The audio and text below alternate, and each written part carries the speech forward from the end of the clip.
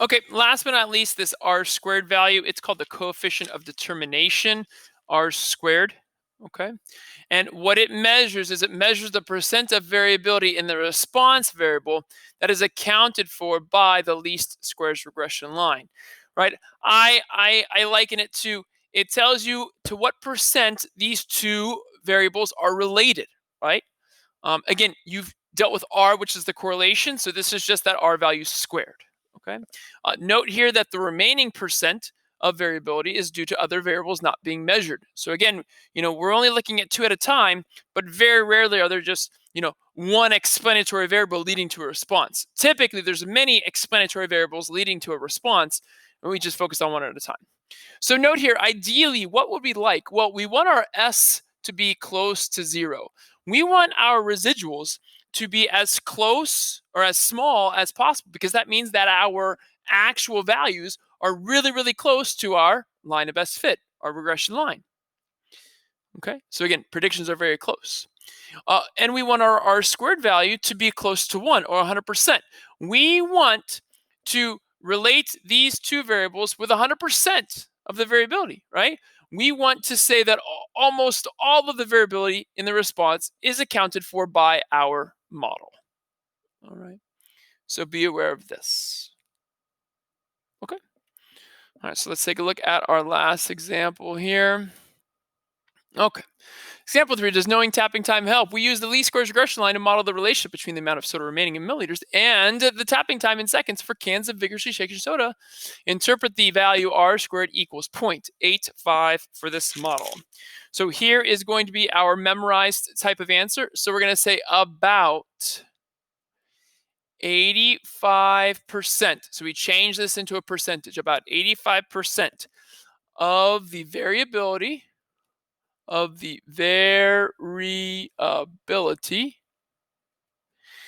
the amount of soda remaining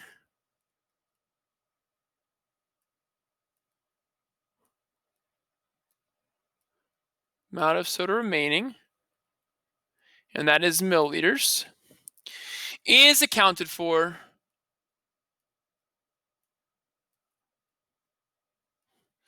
by the least squares regression line. By the least squares regression line.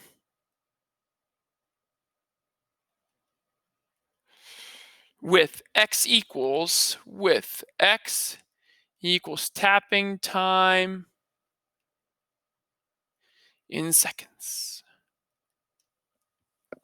About 85% of the variability in the amount of soda remaining milliliters is accounted for by the least squares regression line with x equals tapping time in seconds.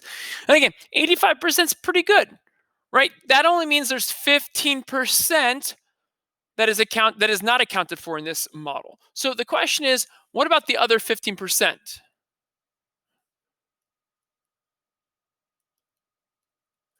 Well, I like to think of what could the other factors have been? What could the other variables have been? So think about this experiment here, right? So these soda cans were shaken vigorously. So the question is, who shook the cans? Who shook the cans?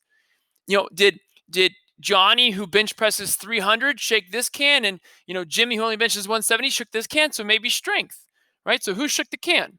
What about the date on can, right?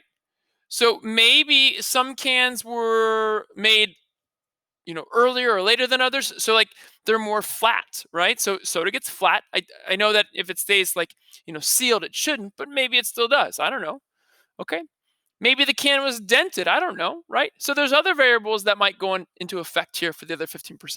But this 85%, that's a pretty good percentage. Okay, so thanks for watching 2-7. Good luck on the homework.